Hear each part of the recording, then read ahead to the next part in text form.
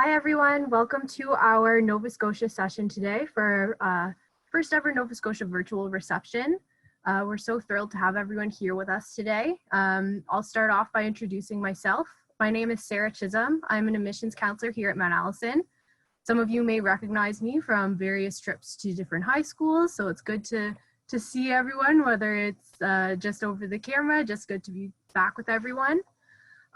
So with us today, we have a few very special guests, and I'll go ahead and start introducing them. So we have Adam Christie, who's here with us as the Director of Student Life and International Services at Mount Allison. We have Dr. Noman Faruqi, who is the Dean of Business and Social Sciences here at Mount A. And we have our alumni from the class of 2008, Scott York, who is now a Senior Account Executive at Proposify. So I'll hand it over to Adam to say a couple words about yourself. Great. Thanks, Sarah. Hi, everyone. As Sarah mentioned, my name is Adam Christie, class of 96, if we're going to be disclosing. I think others may. Really happy to be on this call, really happy to hear and take your questions. And I think Marc is going to provide some more direction on how you can pose your questions to the group. So in my role, I'm responsible for really the student experience from arrival to graduation. I work very closely with a lot of people in different teams, but for most new students, they would meet me at orientation, which of course is going to take on a very different look, flavor, and feel this year. But I manage the international office, so helping to facilitate international opportunities for students. I also work very closely with our residence team and our housing office. So that's the student experience in residence, and to a certain extent, the residence assignments, which I can answer questions about. And I'm also a liaison with the Students' Union, and we work very closely on clubs and societies and just the student experience outside of the classroom. So I really look forward to your questions and hope that I can do a good job of answering them. Awesome. Thank you, Adam. And Dr. Faruqi? Good afternoon, everyone. Thanks, Sarah. My name is Noman Faruqi. I'm the Dean of Business and Social Sciences at Mount Allison University. My other role is the Dean of, is the Academic Integrity Officer.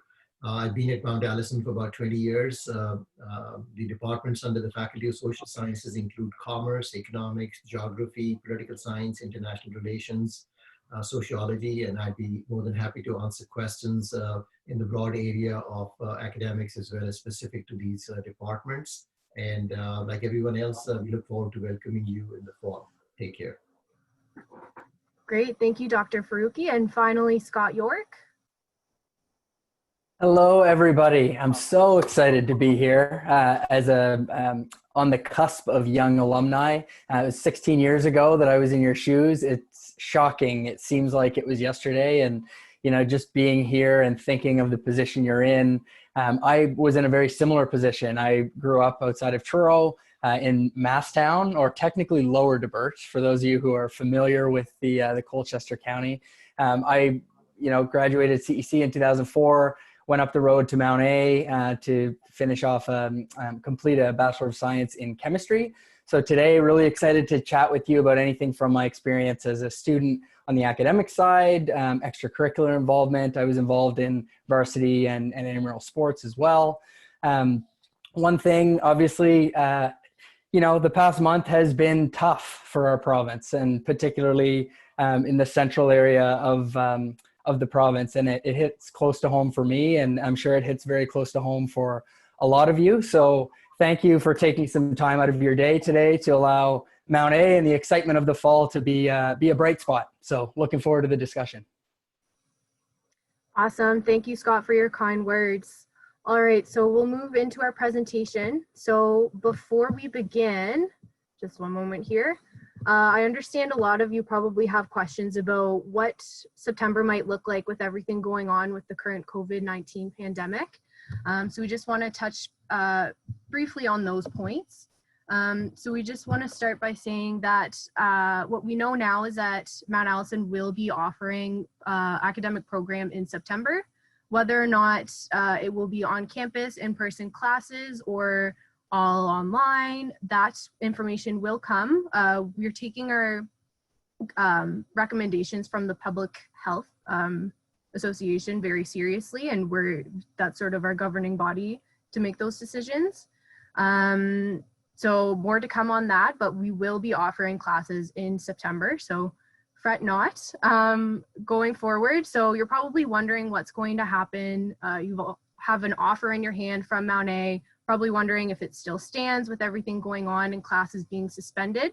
So we're happy to announce that we will be honoring all previous honors of offers of admission for students. We are going to request that all students that have a previous offer are still required to meet the graduation requirements for your province. So it's my understanding that in Nova Scotia, high schools are shut down. However, you are still doing classes online, or at-home materials are being delivered to you, so you can still keep up with your studies. And then in June, once you have your final marks, you will be required to send us a final transcript. We understand that it's not going to be possible always to send us a hard copy, paper official copy of your transcript. So we will be accepting copies of your transcripts from your guidance counselors or directly from your school via email, and we will accept those as an official copy. So up next, so we really encourage students to stay up to date with all the information surrounding COVID-19 pandemic. And these are a couple of resources that you can go to keep up to date. So first and foremost, all of our information is housed on the mta.ca/health alerts website. There's a really great link in there for FAQs for incoming students. So we encourage you to go to that website to see those FAQs. And if there's something there that you're still wondering about, you can always email us at admissions@mta.ca. Next, so we encourage you to check your email somewhat frequently, both your MTA email and your personal email. There's going to be some important information coming through to both emails, so definitely keep an eye out there. And finally, we encourage you to follow us on social media. So our admissions office is on Instagram and Twitter at MTA_admissions, as well as universities on Instagram and Twitter too, at Mount Allison.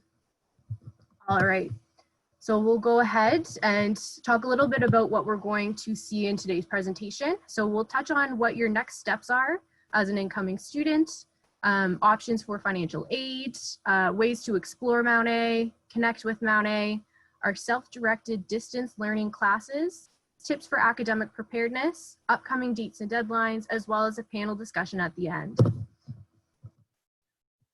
So you're probably wondering what your next steps are as incoming students. So we'd like to say first and foremost that your most important step right now, if you have not already, is to pay your registration deposit. Now, the top reason to pay your deposit would be that you need to have it paid in order to register for your classes, which is coming up soon. So we recommend that you pay that as soon as possible. If you have not already, you should definitely apply for residence and pay your $500 residence deposit to receive your room assignment. So if you haven't already, definitely apply for residence. If you are wanting to know more about our residences, you can visit our website to sort of explore what your options are. Next up would be apply for bursaries. So you can still apply for bursaries through our entrance bursary application on Connect. We understand that financial needs is probably increasing for students with the pandemic going on. So we just want to let you know that that is still an option, and we'll touch a little bit more on financial aid after. Finally, you will have to submit your final transcript when it is available. Again, we can accept copies of your transcript directly from your guidance counselor as an official copy. So feel free to reach out to them when your semester is over and have them forward your transcript to us. All right. Oh, sorry, I'll just back up for a second there. If you have any questions or wondering what other things you can do before you come to Mount A, the link at the bottom there, mta.ca/admitted, contains all of your next steps. So feel free to visit that website for more information. So now we'll talk a little bit about financial aid. So financial aid is still available for students. We've extended our entrance scholarship deadline until June 1st. If you've not yet submitted your mid-year transcript with your first semester marks, you can still do that and be eligible for entrance scholarship increases. So again, we definitely recommend that you submit those transcripts and you may be eligible for increases, which could be somewhat helpful for you in these times. Again, you can still apply for bursaries through the entrance bursary application on Connect.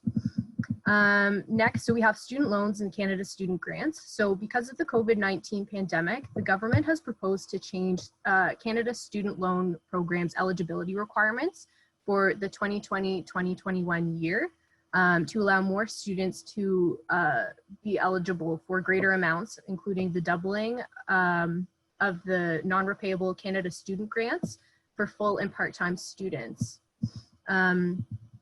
Next, we have, you may have heard of the CESB, so the Canada Emergency Student Benefit. So you're eligible to apply for the CESB if you're making $1,000 per month or less through the months of May and to August, and you fall into one of the following categories. So if you were enrolled in post-secondary studies this year, if you graduated in December 2019, or if you're set to start post-secondary studies in September. That will probably apply to most of you, as you are, most of you I believe are in grade 12. So definitely check that out if you are eligible. So the next part of our presentation, we'll be talking about the different ways that you can explore Mount A. So we'll be talking about student support, alumni support, clubs and societies, athletics and recreation. These are great ways to sort of see now what is available for you come September and your later years at Mount A. So we'll start with student support services. So student services that are available include, but are not limited to, the Meehan Center, Wellness Center, Indigenous student support groups, first generation groups. We have a Black student advisor and diversity educator, as well as a harms reduction educator. So in case you're wondering what these groups are, I'll just briefly talk about the Meehan Center. So the Meehan Center offers support for students with learning disabilities or needs accessibility support. So we definitely encourage you to check them out if you believe that this is something that you might need in September or throughout your time at Mount A. The Wellness Center offers support for both your mental and physical well-being. So we have mental health counselors, we have a nurse that works on campus for us, so on and so forth. If you want an extensive list, I definitely would recommend going to that website, mta.ca/student support, for more information.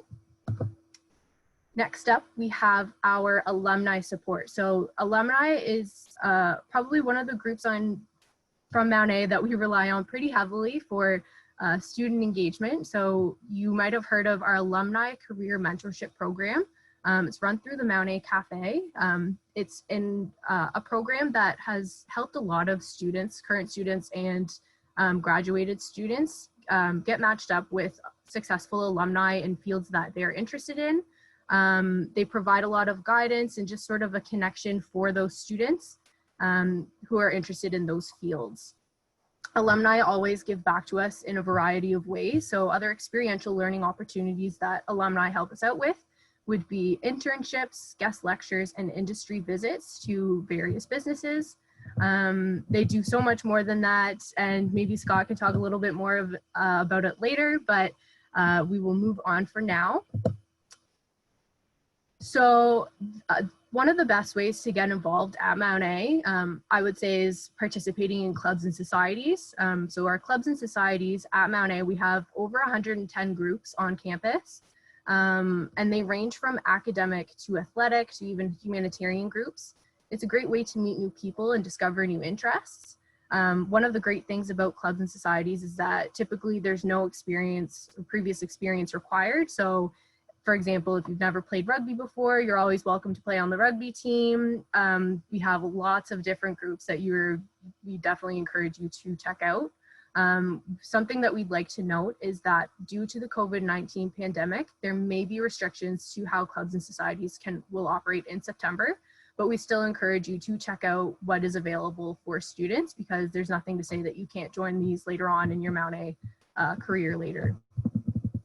This website here at the top, mta.ca/clubs/soc, will bring you to the list of clubs and societies that we do have to offer. Next, we'll talk a little bit about our varsity and club sports teams. So again, please note that due to the COVID-19 pandemic, there may be restrictions on how athletics and recreation may operate in September, but we still encourage you to explore all that Mount A has to offer. If you are interested in a particular club sport or varsity sport, we encourage you to visit the Mountie Pride website that's listed right there, so you can get in touch with the Athletic Center and see what different sports we have. So our next section is talking about ways that you can connect with Mount A. So we have a few different ways that you can connect with Mount A right now. So we have our incoming student Facebook group, and you can actually search it. It's Mount Allison Incoming Students 2020-2021. You will receive an invitation email to join the group. You do need to use your @mta.ca email to sign up for it and be admitted into the group, but we definitely encourage you to check it out. It's a great way to connect with new students, current students, all that fun stuff. If we have any parents and families watching, we do have a parents and families Facebook group. It has proven this year to be very useful for parents. We admission counselors are running the group, so we're constantly providing updates for parents and families regarding a lot of different things. This year we're providing updates for the pandemic, that kind of stuff. So we definitely encourage you to join that group if you are interested. And next way you can connect with Mount A would be taking a virtual tour of campus. Well, right now it would be very nice to be able to come and visit campus. Obviously that is not an option right now. So one of the best alternatives that you can do is take a virtual tour. I'll show you in just a second on how to access that through our website. I would recommend doing this if you are an incoming student, just because you can see where different buildings are situated, where your residence may be, dining hall, all that fun stuff. Finally, you can always chat with a student ambassador. So we have a program on our website where you can talk to current student ambassadors at Mount A. You can actually pick which student ambassador you want to speak with if you want to talk to someone who might be taking the same program as you or coming from the same area as you. It's a great way to sort of get a current student perspective on life at Mount A. All right, so I'll show you now how to access those two platforms. So when you're on the Mount A homepage, all you need to do is scroll down and you'll see this box that says chat with a student ambassador. And you can just click on that and it will bring you to our program. And to access the virtual tour, you just need to click the next button and the virtual tour will pop up there. Okay, so now we will talk about the self-directed distance learning or SDL courses that we have at Mount A. So as you are probably aware by now, we are offering SDL courses for incoming students. So you can take a university course before you actually arrive at Mount A, which is pretty cool. You can sort of get a head start on your degree. So you're probably wondering, what are SDL courses? SDL courses are typically 3 credit courses, so it's 1 class that counts towards your degree, so it will be on your transcript. They are conducted in a flexible and self-paced manner through Moodle. So Moodle is our online platform that connects our students to professors. Professors will post course content, assignments, the syllabus, all of the course relevant information will be posted there, and that's sort of where you hand in your assignments, all of that stuff. So it's all done online. So you're probably wondering how much these courses cost. So the course fee for a domestic student is $877. However, with everything going on, we are offering students, incoming students, to get a $300 credit applied to your account in the fall of 2020 if you are signing up for these courses. And for international students, the price of the course is also $877, where regular SDL rate for international courses is $1,800. So there's quite a bit of savings there. So we definitely recommend checking out the SDL courses. And another tip that we have for students is to speak with an academic advisor before registering for an SDL course to see if it's something that is a good choice for you, or just to see what sort of classes you should enroll in. It's just an overall good tip to reach out to the academic advisors for course registration. So we'll talk a little bit about how to enroll in an STL course. So first and foremost, again, you do need to pay your registration deposit to enroll in the courses. Once you find out what course you're interested in registering in, you need to email admissions@mta.ca with the subject line 2020 Spring/Summer STL course activation. And once we confirm your course activation, you're able to register for one 1000 level or a 2000 level course on Connect by May 22nd. And you're probably wondering what a 1000 level or a 2000 level course is. So a 1000 level course is, it's the typical course code for a first year course. So you'll see, for example, math 1111. So the one at the beginning means that it's a first year course, or if you see math 2111, the 2 indicates that it's a second year course. Also, incoming students can only register for a second or 2000 level course if there's no prerequisite. So when you're looking at the courses, it will list if there is a prerequisite, and then you'll know if it is a course that you can register in. We'll also talk a little bit about the timeline for STL courses. So registration, as you know, opened up on May 4th for incoming students. The last day to register into an STL course is May 22nd. Your fee payment for the class is due on by or before May 25th. And you have until July 17th to withdraw from the class. So we wanted to highlight this date for you because if by July 17th you feel like you're not on track for the course content or you haven't started the course, we would recommend that you do drop the course. And this means that it won't show up on your transcript, it won't count towards your GPA, you won't have a mark for the course. Just something that we wanted to highlight for everyone. And then finally, on September 5th, STL exams will take place. This is only for courses with final exams. So if you're curious if a course has a final exam, we'd recommend that you reach out to the course instructor to see if there is a final exam. If you want to find more information about STL courses, you can visit mta.ca/STL. This will have all of the important dates and deadlines, information regarding what an STL course is, as well as a list of courses that you can take. Okay, moving on. So we've compiled a list of tips for academic preparedness. So with everything going on, we understand that a lot of you may feel like you might not be prepared with schools shutting down. So we wanted to give you a list of things that you could do in the meantime. So first and foremost, we want to recommend that students contact an academic advisor. You can contact them by emailing advisor@mta.ca. They're a really great resource to sort of see what you need to do for your, like what classes you need to take for your degree, when you should be taking specific classes, so on and so forth. Our second tip is that you follow the recommendations from the Department of Education on continuity of learning. So in Nova Scotia, you have your classes that are still ongoing online, as well as the at-home material that you have been provided. So we definitely recommend keeping up with that.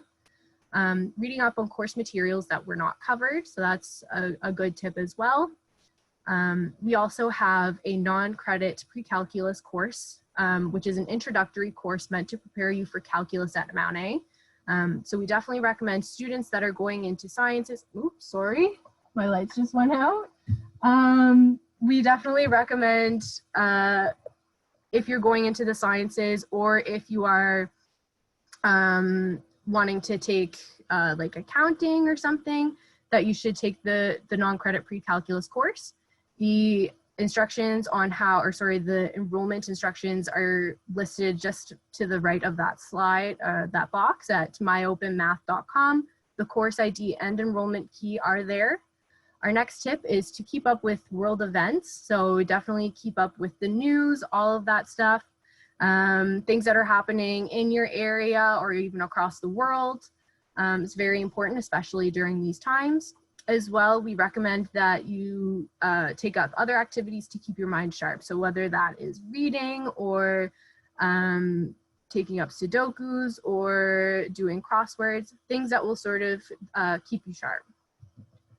All right, so that concludes our presentation for today. So we will start with our panel discussion. So just as a refresher, we do have Adam Christie here, the Director of Student Life and International Services, Dr. Noman Faruqi, who is the Dean of Business and Social Sciences, and Scott York, who is now a Senior Account Executive at Proposify, class of 2008, and he completed a BSc. All right, so I'll hand it back to you, Marc.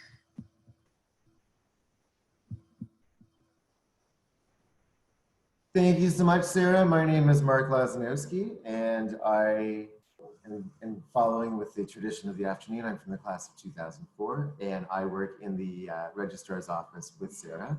And I'm here today to make sure that you get answers to all of your questions. So I see that some of you already have found your way to the Q&A box. So if I can ask all the attendees to do a couple of things. Number one, we are here to make sure you get answers to all of your questions. So use that box to ask your questions, and we will invite our panel to comment on your questions and make sure you get the information that you need. And secondly, if I can just ask, because I'm curious, we have so many of you here participating today, if you could use the Q&A box just to type in 3 little words for me. Type your name, type where you're from, and type 1 word that describes how you feel about this coming fall, going away to university this fall. So what's your name, where are you from, and a word, or 2 words or 3 words. If you got lots of words, share more words with us, and just pop them into that Q&A box. And that will give us a chance to make sure that we get answers out to all of the questions that you have. Also, we have some prizes for those of you who participate. So please, we are not looking for the best questions. There is no best question. We just want you to ask some questions. So let us know how we can help. And in the meantime, Sarah will let you chat with the panel and let our esteemed panel tell all of us more about them. Awesome. So is there anyone that wants to start?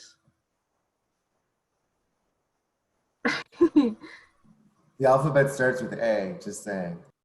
Adam? Sure, I guess that's me then. Sorry, just what did you want me to speak to specifically, Sarah? Just sort of more about what your role is at the university and any other information you feel like you want to share. Okay, so if students and family members have questions about orientation and arrival details, I can take a stab at answering those because that's one area that I'm responsible for. Just on-campus activities, sort of the extracurricular side of life at Mount A.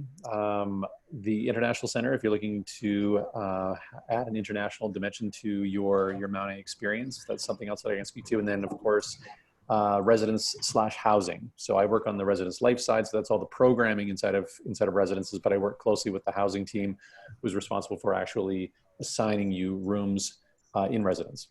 So hopefully that helps.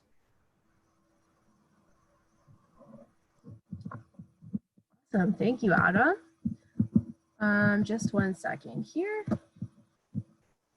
All right, Noman? Sure, Sarah. So my area of responsibility is the Faculty of Social Sciences, as I explained earlier on. So the Faculty of Social Sciences includes commerce, geography, political science, international relations, sociology, economics. So any question in those areas, I'd be more than happy to answer, as well as general questions about courses and how they're going to roll out. I'd be more than happy to answer those questions. I was also the coordinator for 2 exchange programs. Adam is the resident expert, but I can also provide some additional context if you have any questions on that. Awesome. Thank you, Noman. And Scott, how would you tell us a little bit more about yourself? Sure. Yeah. So I mentioned sort of how I made the decision to go to Mount A. You know, it was relatively close to home, but I see there is at least one CEC student in the Q&A that commented they were from Truro. So as you know, there's a pretty large graduating class at CEC, so very similar to the graduating class at Mount A.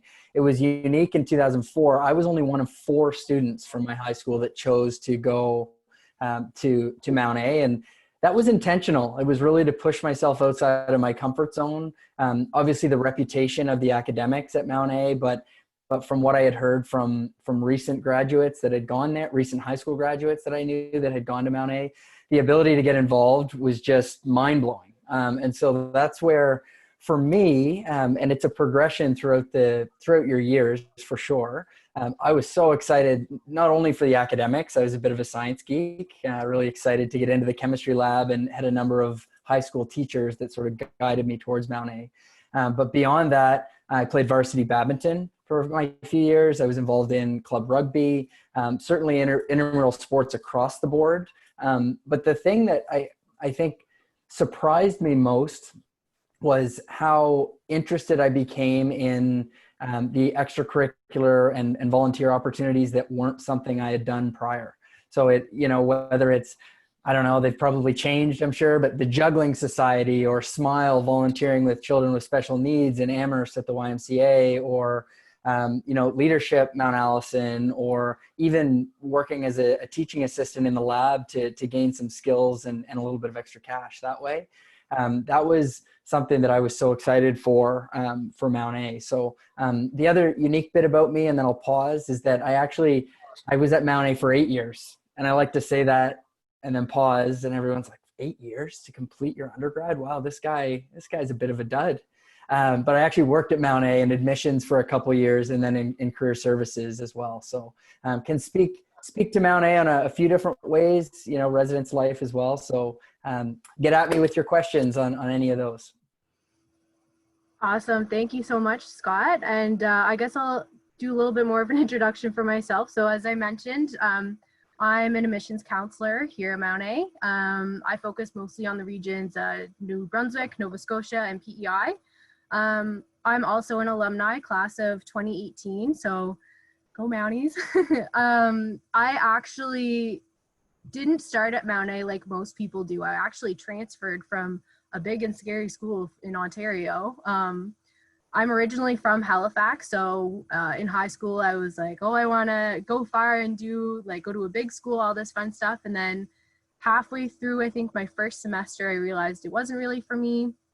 And I transferred to Mount A, and the staff here made that transition so easy for me, and it was the best decision I ever made. So if you're thinking like maybe I want to go to a big school, like definitely take some time don't make a rash decision like I did. So definitely think about it a little bit.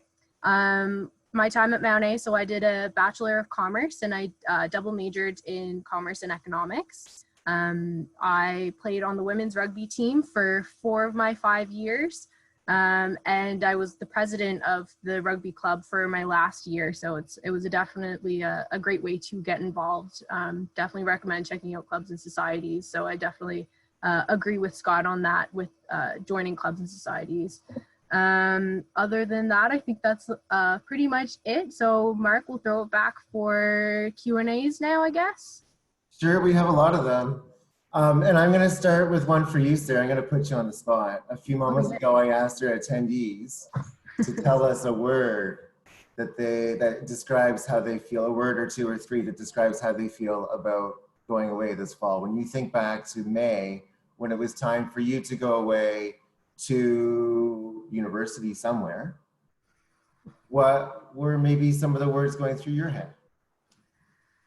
Ooh, thinking back all the way to grade 12, I think by May, I think it hadn't really hit me yet. So I definitely say that I was definitely excited. Excited is a good word, to finish high school and go off and do different things. Nervous as well. Trying to accept that I was leaving my home province was something that it took me a little while to get used to. A third word, I don't know. I mean, we can give you some more time to think about a third word. Okay, I think that gives us a really good start, and it's really encouraging for me. Quite a few of you have already said, and if you haven't already, please tell me a word you yourself, the attendees, are thinking about as you prepare for school this fall. As I scroll the screen and see some of the responses that have been given so far, I've asked this question all week with students from other provinces, and there's some common bonds. But this particular screen is really excited. That word is showing up. I see some nervous here. We see nervous all the time. And that's normal and that's cool. The excited, like I've never seen a screen of people who are so excited. Buzzing with excitement, says Logan from Amherst. So I'm excited that you're excited, as I'm sure we all are. So keep telling us what you feel like. But in the end, in the meantime, we have a lot of your good questions. So we should get to those and ask some of those as well. So a little bit earlier on, we were talking about, or Sarah, you were talking about 1,000 level courses and 2,000 level courses. So looking at our dean, Dr. Faruqi, would you be able to talk a bit about if students are able to register for 2,000 level courses, so a second year course that has prerequisites, if they have AP or IB qualifications. So for those of you who don't know, that would be advanced placement or international baccalaureate, which are offered at some schools in Nova Scotia and allow students to get advanced credit for first year courses. Thanks, Mark. So I would suggest the best option would be to connect with the academic advisor. They would review the course. They would connect with the department that the student wanted to take the 2,000 level course. And based on the assessment, we could get back to you and let you know if you were eligible to take that course. So that would be the best route to take. Excellent, thanks so much. A couple questions on the screen here that are relating to the transition aspect.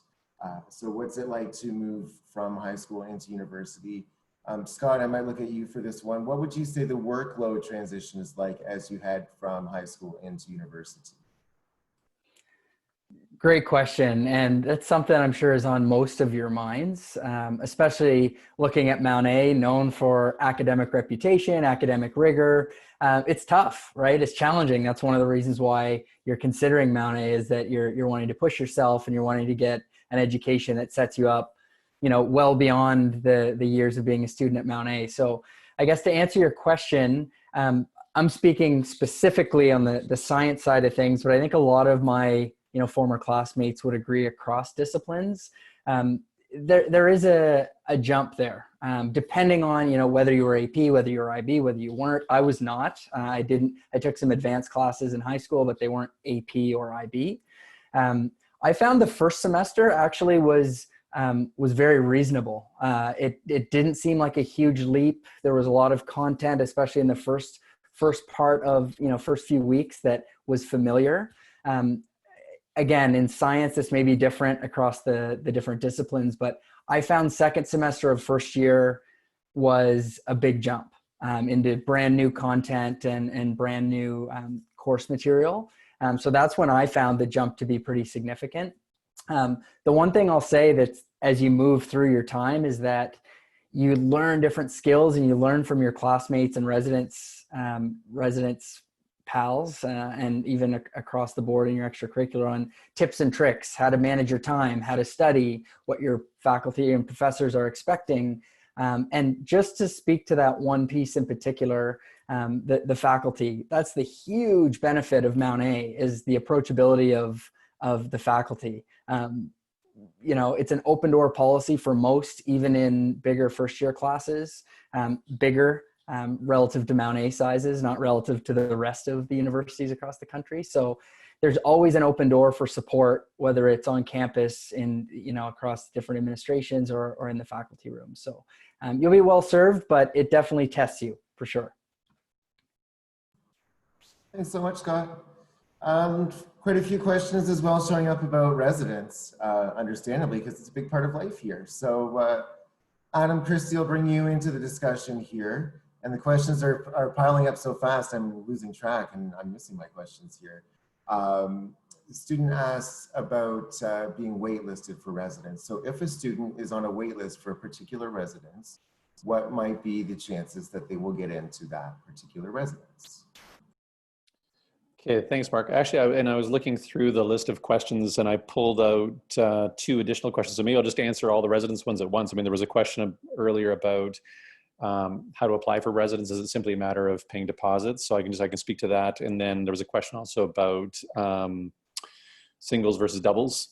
Fantastic. I can go and grab another coffee. Thanks. There you go. Okay, so I'll speak generally about residents, and I will say right off the top, I'll just qualify that by saying that that I am responsible for the team that works with the student leaders and residents around the student experience and residents, and I work in parallel with the housing department. And the housing department is the department that's responsible for assigning students to residents. And so we're two different units, but we work very closely together. And so I will share with you what I know or what I believe to be true. But always, you might want to just fact check, and you can do that easily by contacting the housing office directly. I'll give you their email address. It's resroom, RESROOM @mta.ca. So Joyce and Ryan and Michelle will be happy to field your questions and then get back to you quickly on very specific questions at that. So just chronologically, to apply for room and residence, the two things you need to do monetarily are, one, pay your Mount Allison registration deposit. That's your $100 registration deposit. And then you pay your $500 housing deposit. And there is an application. It is online. And I don't know, maybe Sarah would want to speak more specifically about how that works. But once you fill out that application and once the money's been received, then the housing office will go ahead and assign you to a room according to your preferences. Now, that's where we get into the single versus double waitlisted part. So if you're, I will say that right now, the residence picture for the fall, we are open and we are planning to be open. Our residences are planning to be open. But we also have, we're having to work in compliance with Government of New Brunswick regulations, and we're also having to comply with New Brunswick Public Health. And so we're laying those requirements on top of our normal residence operations, and we're having to review how we do residence, and it's going to be a very different year. And I think that, for anyone who's asked similar questions of other residence operations at other universities, you're probably getting a similar answer, is that we're all having to rethink how we do residence. And so right now, the model that we're working with, and there are a number of models, but the model that we're working with is that there will be no double rooms, and that students with an eye on health and safety will be in some form of single accommodation. So if you are currently assigned to a double room, please wait on communication from the housing office. They will be clarifying for you what your options are. But the model that we're working with right now is that students will be in single accommodation in the fall. The waitlisted piece is an interesting one. So normally what would happen is in any given year, students arrive. There's a lot of movement over the course of the summer. And so, if whatever room or residence you've been assigned to now may not be the room or residence that you end up with in September if it's different than your preference. So your preferences are certainly noted, and when rooms or residences open up, according to your preferences, then housing office contacts you to let you know what's available and gives you a window of opportunity to make that change. If there are no changes over the summer months and you arrive in the fall and you're still in a waitlisted situation, then there's kind of a 2-week freeze period where nothing happens because we're waiting for the last of students to arrive. And then once that freeze period ends, then the wait list reopens, and then there's some additional movement back and forth between residences on the basis, because then we know who's here and who's not here. So hopefully that's just enough of a taster. Maybe it's going to produce some additional questions. If so, I'm happy to answer those, whether this way or even just in direct answer and using direct messaging. Thanks so much, Adam. I'm staying with that theme of residence. So we have some students here who are looking for recommendations of what they might bring with them. Scott, any hot recommendations of items that students might not be thinking about that they should be packing for residence? It's funny. I mean, Sarah is probably better geared to speak to this one because I don't think a landline is important to bring anymore. Even in 16 years, that's probably not. Desktop computer, also probably not important to bring. So things have changed a lot since I was at Mount A, but definitely it's good to familiarize yourself with what's included in your room. Is it a mini fridge? Is there a TV built in? Obviously that would be one that you'd probably want to bring with you. But I will say, bedding, comfy pillow, all the things at home that are going to make you most comfortable in your room, to have a good desk set up and, you know, if you're looking to have a little bit of home workout gear in, although there's a beautiful gym, so no need for that. But maybe I'll pass it over to Sarah to speak more to this era as opposed to way back when. Thanks, Scott. Yeah, there's a couple things. When I first came to Mount A, I didn't bring a whole lot of stuff. One thing that I definitely missed out on were pictures from home. Moving away from home for the first time can be really hard for some people, and I really missed being able to sort of see friendly faces, whether it's on my wall, on my desk, that sort of thing. I'm trying to think. School supplies, you can always get it here, but it's always good to sort of prep beforehand. Make sure you have all of the notebooks that you need, or if there's any special pens that you want. Definitely stock up on that. Ooh, my light just came back on. Study snacks. You'll find that sometimes you might not want to go to the store, so it's good to sort of bring that with you. Yeah, I think that sort of, thinking back, that's all that I can really remember. Yeah. Those are some great tips. Suitcases will be overflowing now. Dr. Faruqi, looking to you, as students are very curious about those courses that have lab components. So for those ones that have a lab component, if classes are limited in size or if they're conducted online, how might labs be conducted? Thank you, Mark. So those are all questions that we are kind of developing contingency plans and options depending on what the government kind of allows us to do in terms of social distancing, in terms of the protocols that we will be allowed to follow.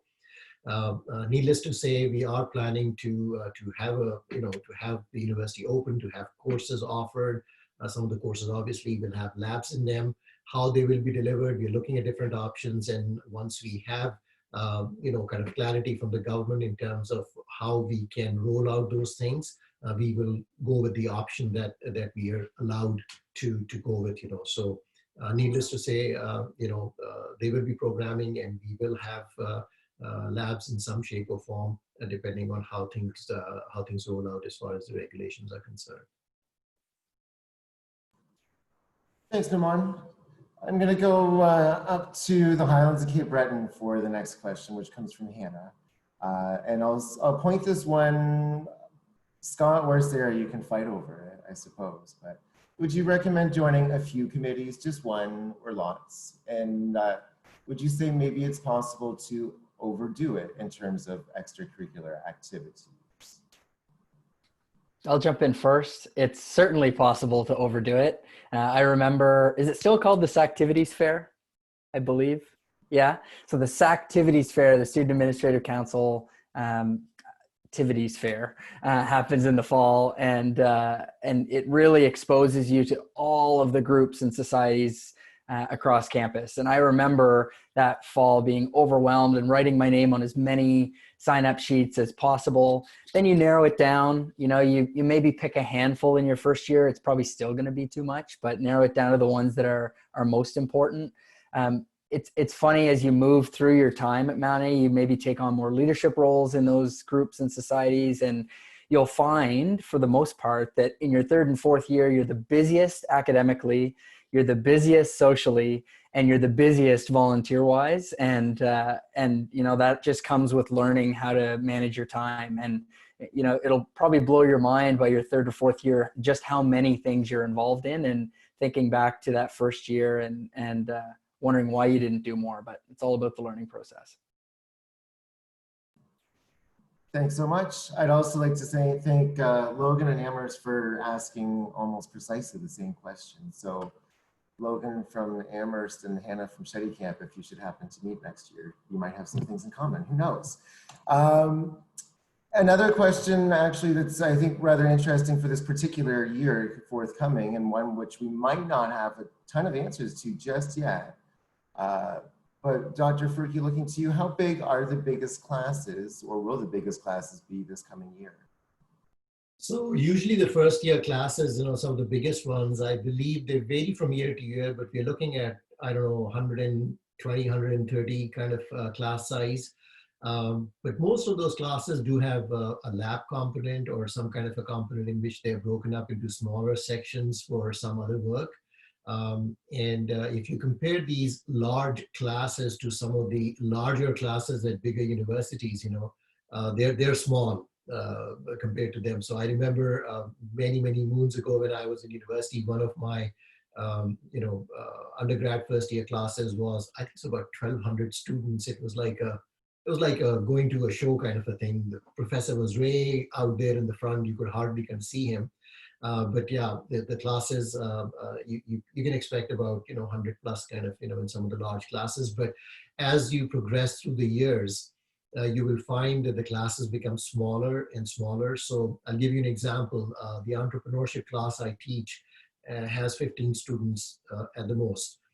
Some of the other seminar style classes may even have less than 10 students in them. So you really get to understand the topic, have a really kind of engaged conversation and engaged engagement with the subject, with your professor, with your colleagues, to really try to understand the complexities of the discipline and what have you. So that's where the learning really happens. Thanks so much.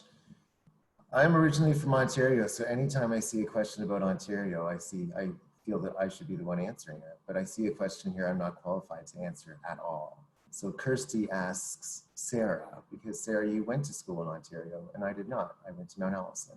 What was your experience like at Mount Allison compared to your other school in Ontario? Yeah, I'm happy to answer that kind of question. The school I went to in Ontario, it was a pretty large school. I think it was like the amount of undergraduate students compared to graduate students was almost the same. If not, there was probably more graduate students. So I definitely felt like I was a little fish in a large pond. It was really hard to when I was in high school, I was very shy. Didn't really go outside of my comfort zone, that sort of thing. And my first big leap was going to university in in Ontario, in a big province. And it was really hard for myself to sort of push my boundaries and go out and join new clubs and societies or groups on campus. Just because there were so many people that I would walk down my hallway and I wouldn't recognize anyone, or I'd walk across campus to my class and I wouldn't see anyone that I knew. And that kind of scared me a bit. So I definitely thrive in smaller environments. And when I decided that the school that I was at wasn't for me, it was like Mount A was sort of like shining to me. It was just like, oh, we thrive in small classes, that sort of thing. And when I arrived on campus it was January, middle of a snowstorm, the first person that I walked into or ran into in my residence was someone that I had graduated high school with. And he's like, oh, hey, Sarah, how are you doing? What are you doing here? And it was just sort of a sign to me that I had made the right choice. And then from then on, it was a no-brainer that Mount A was the best place for me to be. And a big part of that was because it was so easy to get involved and to make friends, because you'll find at Mount A that there are friend groups all across campus, but realistically all of the students here are all so friendly. Everyone is basically friends. So it's just one sort of big group of people that are sort of going about on their own way, which is really awesome. And again, a big part of my experience at Mount A was being involved in all these groups, and it was so welcoming, and everyone just wanted to sort of get to know everyone and where everyone came from. So again, big part is the clubs and societies part, where it's just you may have friends in your program or in your residence, but then you get to meet a whole wealth of people throughout these other initiatives on campus. So a little bit about my experience at Mount A and how it sort of compared to a bigger school. Thanks, Sarah. I have a question here from Lindsay, and I'll ask the panel if you're interested. Throw your hand up on this one, because I think it's interesting to get the perspectives from students who have lived the experience, as most of the panel has, but also perhaps Adam, as Director of Student Life, you may have some particular perspectives. Noman as a dean and professor as well. But Lindsay asks, what do you think is a common mistake that new students make? And she suggests maybe do students isolate themselves or not take a specific course? But what do you think is a common mistake that new students make? Any volunteers? All right, well, I don't know who's went up first, but I'll start with Sarah. I think a big mistake a lot of students make when they first come to university, you have a lot of freedom. Skipping class. Definitely don't skip class. You might think, oh, like it's only 50 minutes, I can catch up on it, or like get notes from one of my friends. It is a bad habit. It is a very, very bad wormhole that you don't want to go down. Speaking from experience, it's hard to sort of pick yourself out of that. So definitely don't skip class. Always go to all of your classes. Make sure that you're taking notes. Get yourself a coffee on your way there. But definitely, for sure. Scott? Not that I made any mistakes as a student. However, just joking, I made my fair share.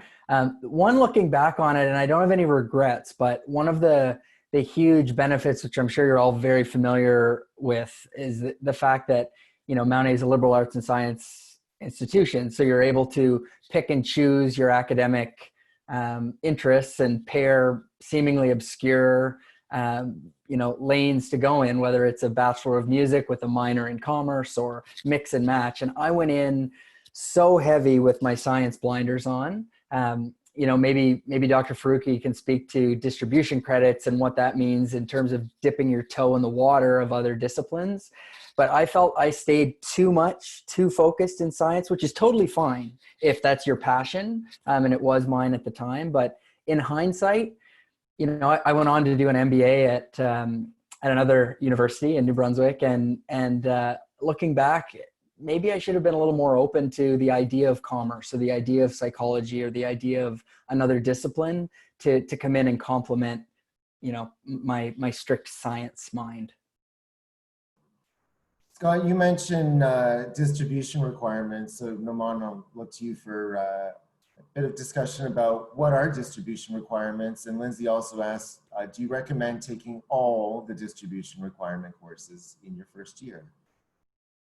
So distribution requirements are kind of, you know, it's the way our program has been laid out, and being a liberal arts university, you know, in one of the claim to fame is that we really want to nourish and energize the whole person. You know, we really want you to have a wide worldview of different disciplines in different areas. In a lot of universities, that's a difficult thing to do because you are really kind of in your lane and you're just doing your own stuff. And if you want to do something different, it's very difficult from a program point of view to do those things. But at Mount Allison, you have the opportunity to really go out and experiment and dip your toe in different disciplines in the different areas. And that's the rationale behind the distribution requirements, that you have distribution requirements which allow students to take courses in humanities and social sciences and arts and letters and what have you. And that really allows students to not only experience different disciplines, but also develop a better appreciation of different points of view and different ways of thinking.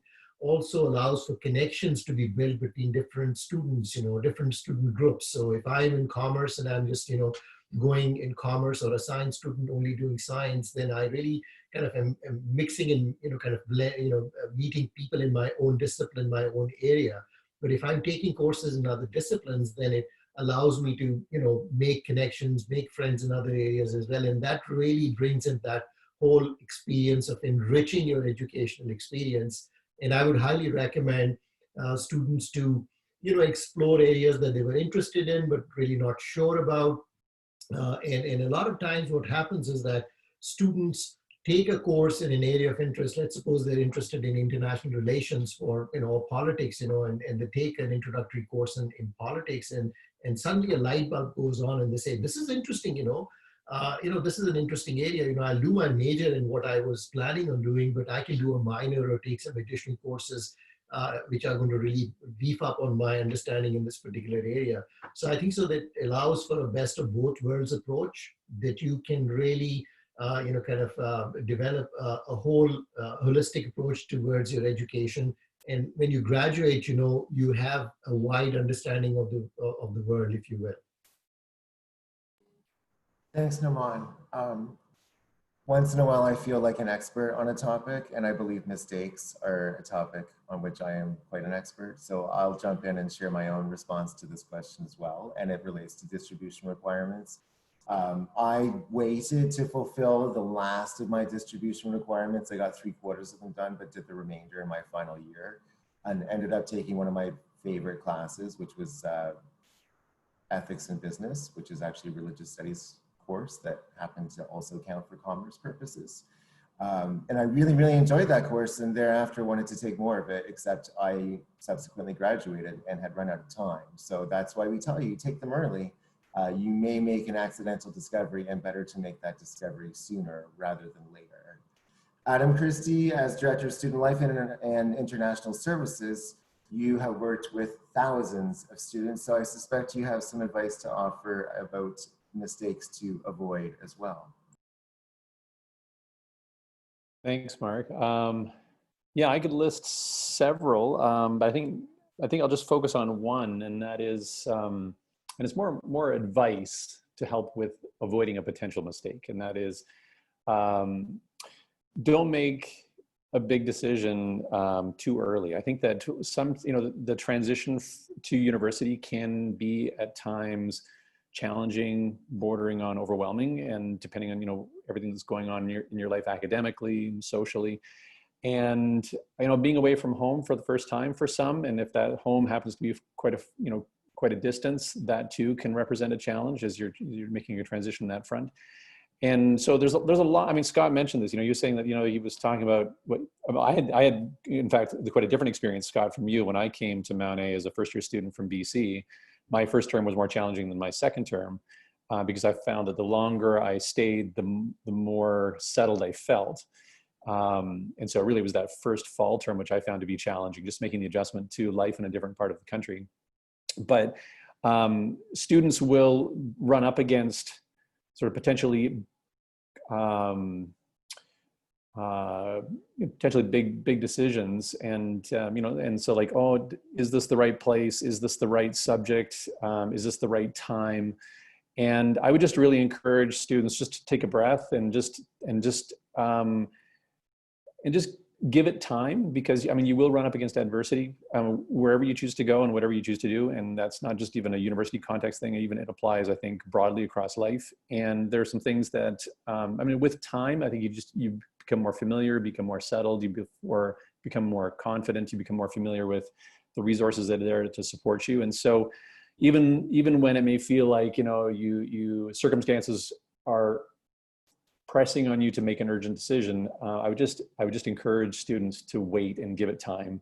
And my experience as an out of province student was that my second term was better than my first. My second year was better than my first. And by the time I got to year 4, I was liking it so much I didn't want to leave, and I stayed 5. And I'm still here. So by that rule, you must be just enjoying things. Like, you must be over the moon by this point. If things seem to be twice as good every semester, every year. There you go. Sorry, I'll stick with you, Adam, for a moment. Grace asked about preview day and orientation, which are two important late summer, midsummer, late summer, early fall, depending on how you look at it, events that typically feature on our calendar. And Grace is very smart to preface her question with the 5 words, "as far as we know." So Adam, as far as we know, what's happening with preview day and orientation? Sure. And actually, Mark, I'll just finish the thought, like when saying like, well, by that rationale, I should be just over the moon right now, and I am. But in fact, my experience was so positive. My East Coast experience was so positive that my family moved here. So my family from BC now lives in Nova Scotia. So there you go. See what happens. I think that's the best testament right there. The fact that there are so many of us who are transplants on this panel and have chosen New Brunswick, I think says something about the place. Okay, so preview day. Preview day and Orientation. And orientation, thanks.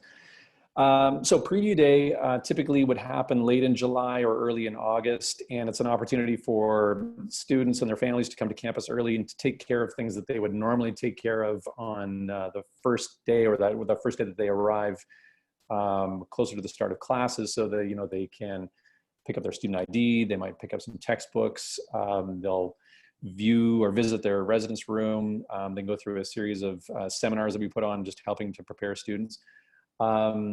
Obviously, that's up in the air at the moment. We're having to take our direction from the government of New Brunswick, and all of our planning right now is being filtered through that. So that's with respect to physical distancing, with respect to the limits on the size of gatherings, and just even you know, out of province travel. So what we're doing, and this is, you know, this is shifts back more towards Mark and Sarah's area in the admissions office, but, you know, we're exploring ways that we can deliver preview day online and provide other services. I know on another call on another day, a student asked the question, well, like, how can I get the measurements for my room? Like, that's a big thing for students when they're coming in. They want to measure up the room so that, you know, if they're bringing curtains or if they're bringing in something else, it fits.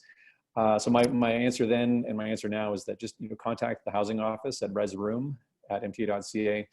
And I'm sure staff there would be very happy to, I'm going to volunteer them on your behalf, but to go out and to measure up your room for you and get the measurements that you need. Orientation, same thing. We're having to rethink orientation. I mean, that's really one of the jewels in the crown of the new student experience. It's just such a great time. New students arrive early. It's a chance for them to get settled in advance of returning students coming back.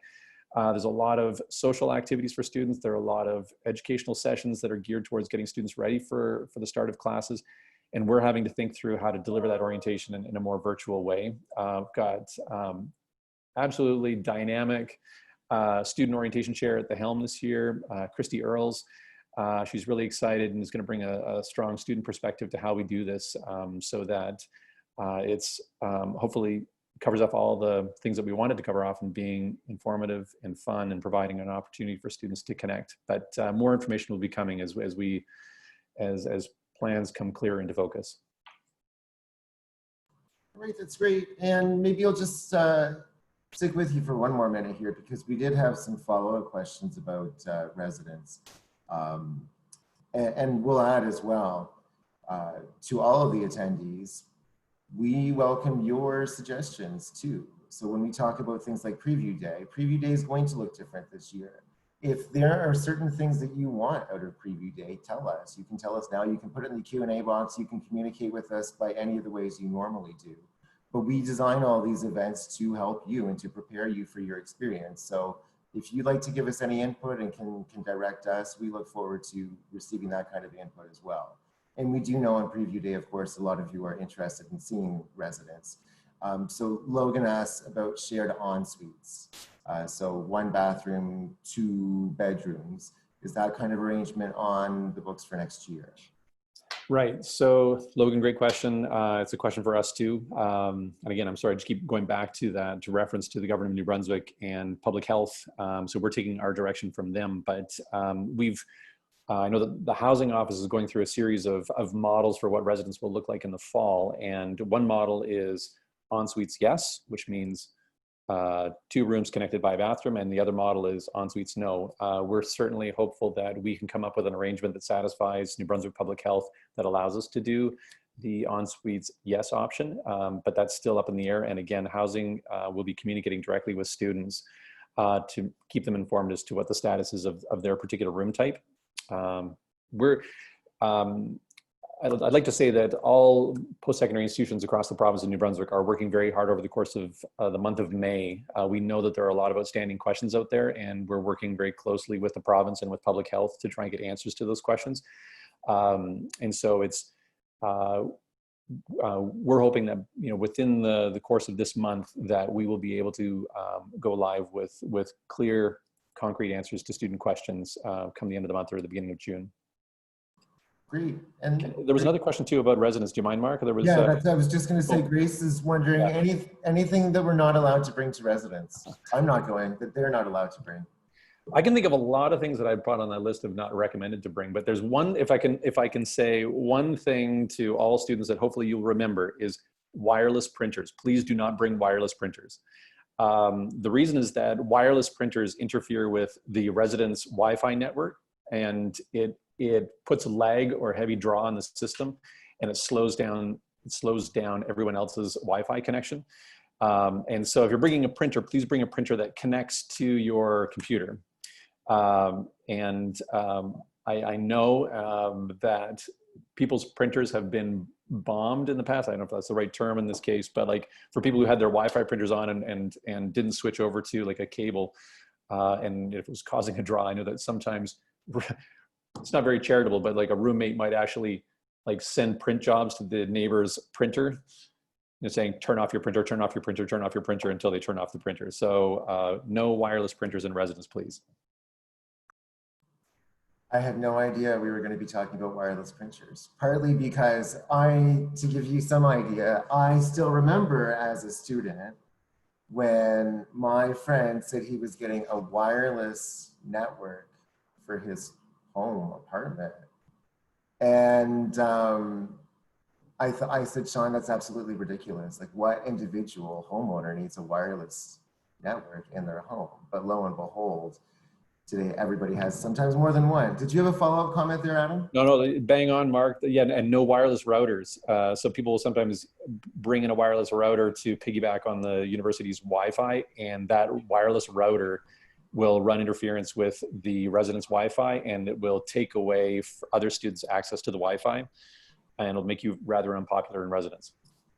And if it's not a wireless Keurig, Hannah wants to know, can she bring a mini Keurig? She needs her coffee like I do. That's a good question. I am going to hazard a guess to say yes, Hannah, you can bring your Keurig. The rooms come equipped with microwaves, and I would think, by my thinking, a microwave is potentially more dangerous than a Keurig. But if you really need a clear answer on that, please contact Res Room, the housing office. So resroom@mta.ca, they'll be able to give you a clear answer. And I want to be sure not to make promises I can't keep, but one of the things that has certainly improved about our meal hall since I was a student here is that there's a wonderful espresso bar there. I don't know what that will look like in the coming year. I hope it's back. I really hope it's back. So one way or the other, you will get your fix. And we have some wonderful cafes here in town that we are looking forward to seeing once again, hopefully in the very near future. Mark, it's not just espresso, it's a smoothie bar too. It's a smoothie and espresso bar. You know, if there's no caffeine, what's the point? That's not true at all. Someone tricked me recently, gave me a decaffeinated coffee, and it was quite delicious. And I thought I felt great after. So what do I know? Scott, I have a question here specifically for you from Hannah. She wants to know what you're doing for employment right now. And she wants to know if you find your Mount A degree to be very helpful in that job, in that work.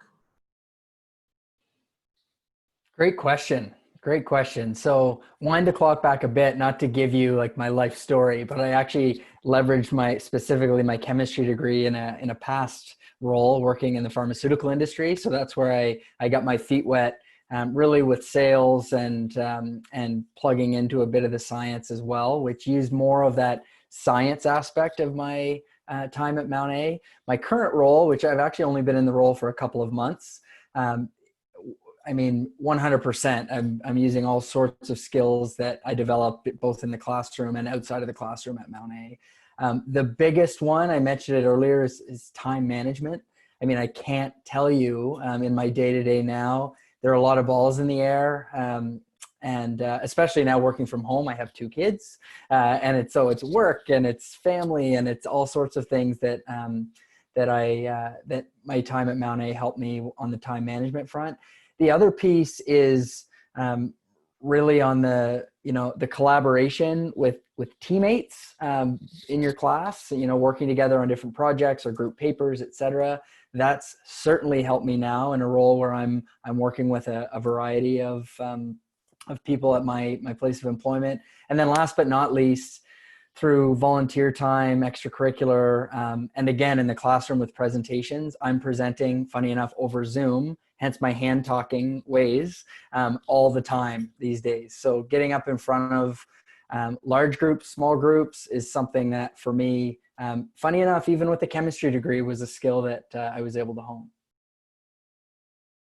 Not that I'm perfect by any means, but it's a skill that I picked up at Mount A. For someone who already spends a lot of time on Zoom, we're very fortunate that you volunteer your time to join us today and the last couple of days too. So thanks again, Scott. Hannah has another question here, and I'll throw this to Dr. Faruqi, but can you minor in French at Mount Allison? So that's a question that's not in my immediate area of of administration, but I would imagine that you could, although I would suggest that just to confirm, send a quick note to the academic advisor, or we could get back to you. I could find the answer and get back to you through Marc, so. And Marc can probably help you out too. I just have to give the question away to someone. So I can Okay. be the academic person.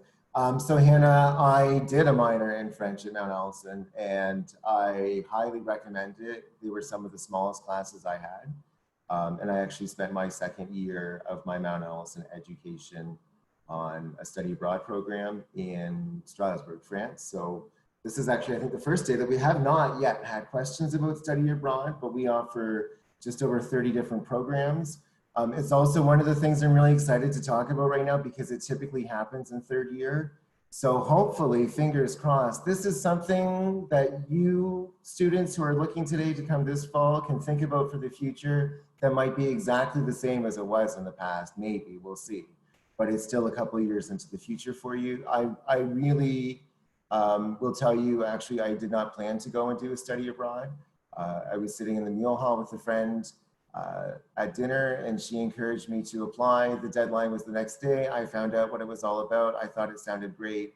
And actually, one of the neat things is I came back with a completed minor in French at that time as well.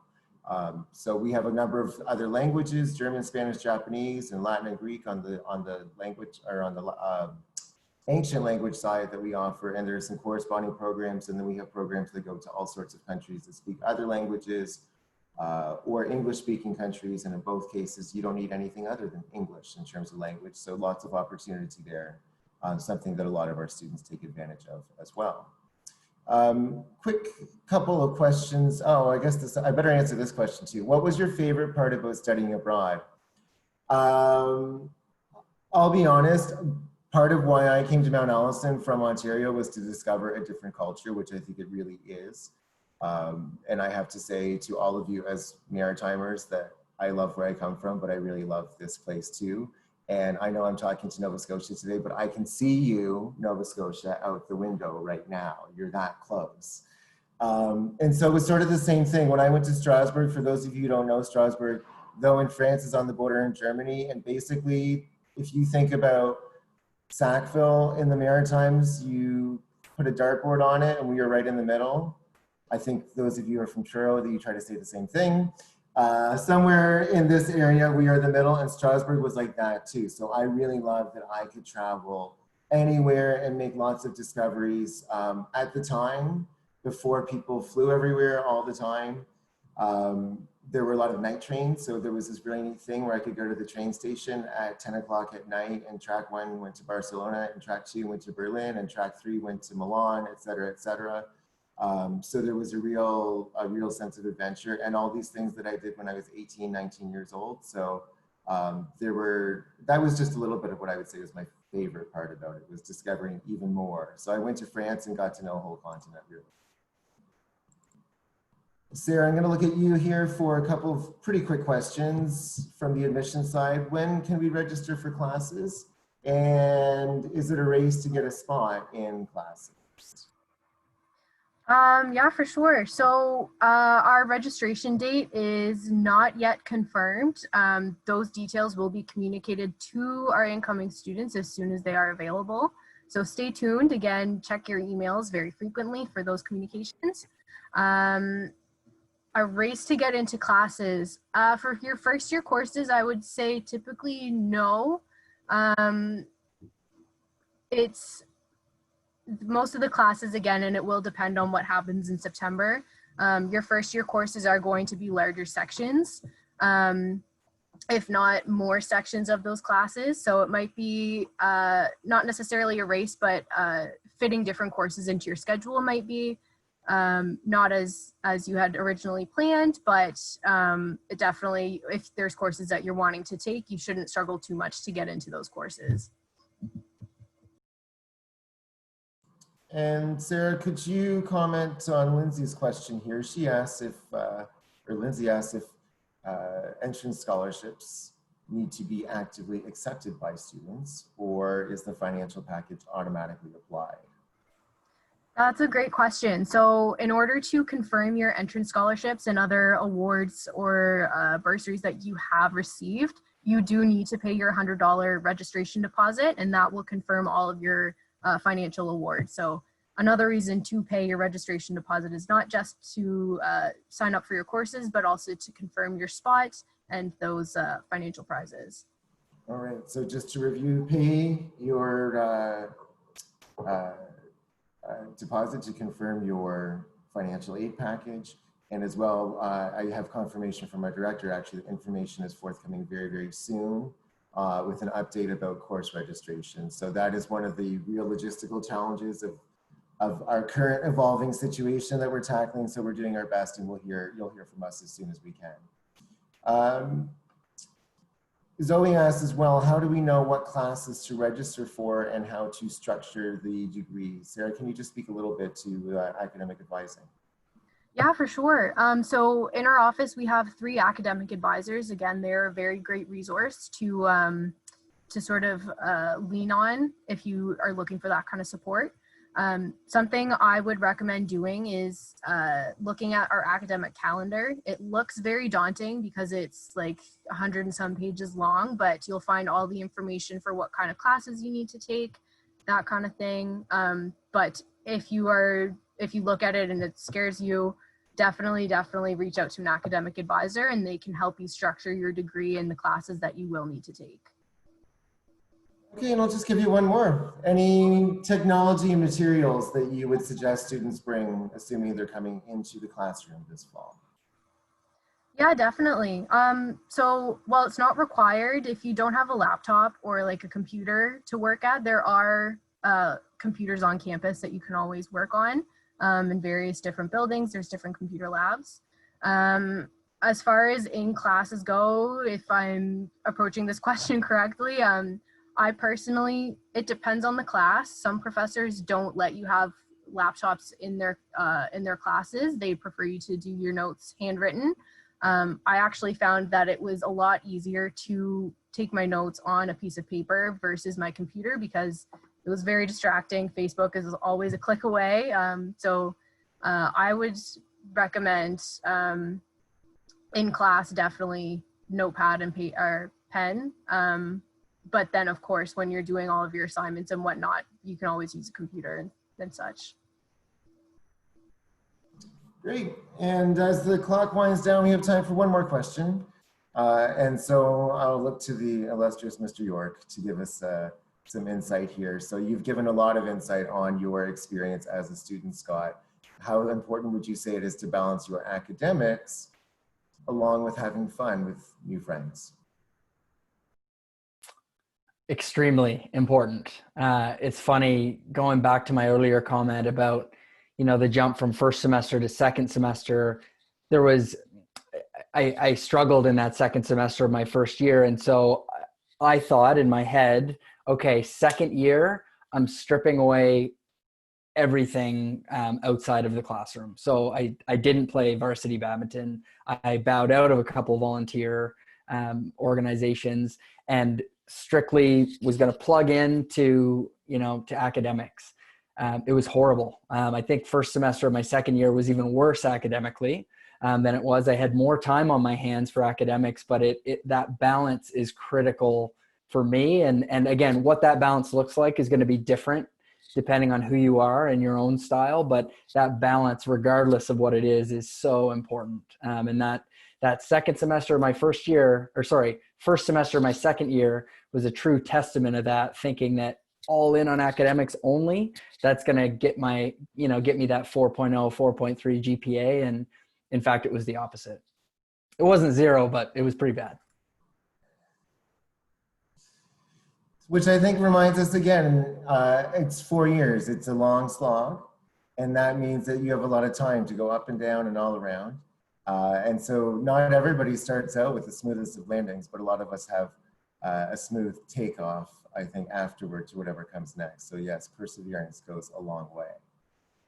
So a couple of key messages I just want to pass along to all of you attending today is to let you know that we'll be continuing to communicate with you over the coming weeks. We are always in the summertime communicating along with our incoming students, and you can believe that we'll be doing so even more this year due to the unusual circumstances in which we find ourselves. So do keep an eye on your email, as Sarah said during her presentation, on both your Mount A email and your personal email. Do watch our social feeds because we'll have a lot more information coming up there. We will be hosting more of these events. And as I said earlier, I would ask you by all means, if we can hold more of these events, that would be helpful for you. And if there's certain kinds of events, or if you have suggestions, you see my name in the video box there, Marc. So marc@mta.ca. Tell us what you enjoyed about this event. Tell us what you didn't enjoy or you would change, make it better. I won't take it personally. Sarah arranged everything, so she'll take it personally. No, she won't.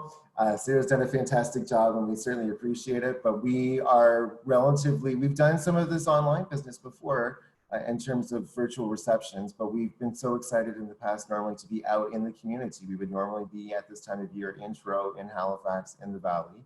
And this is a little bit different for us, but we want to make it work for you. So let us know what we can do to make that happen. And we will be updating you in the next little while. In particular, as Sarah just mentioned, it is a real logistical challenge as we try to work with some shifting guidelines as well, evolving guidelines around classes for this fall. So please stay tuned as we have some important communication forthcoming, specifically around course selection, course registration, academic advising for the coming year. The most important thing that you need to know is you are on track for everything. You haven't missed anything, and we're in good shape for next year. So we're so excited to have had the pleasure of all of you joining us today. Thank you so much, Sarah, for your wonderful presentation and for arranging all of these sessions. Thanks once again to Adam and Noman and Scott. Scott, do I understand today's the last time we're seeing you? Correct. Yes, so thank you so much for your participation over these past 3 days. I really appreciate it. I have to say so now because once I hit the we're over button, you're gone. So again, thanks so much. And most important, thank you to you, the students, for spending this time with us today, and also for your interest and your passion and for being so excited about Mount Allison. We are excited for you to join us this fall. We're here to support you. So anything we can do to help you in the coming months, please let us know. And you can trust that we will be in contact with you again very, very soon. And until that time, I bid you all a great afternoon and a wonderful evening. Stay strong, Nova Scotia.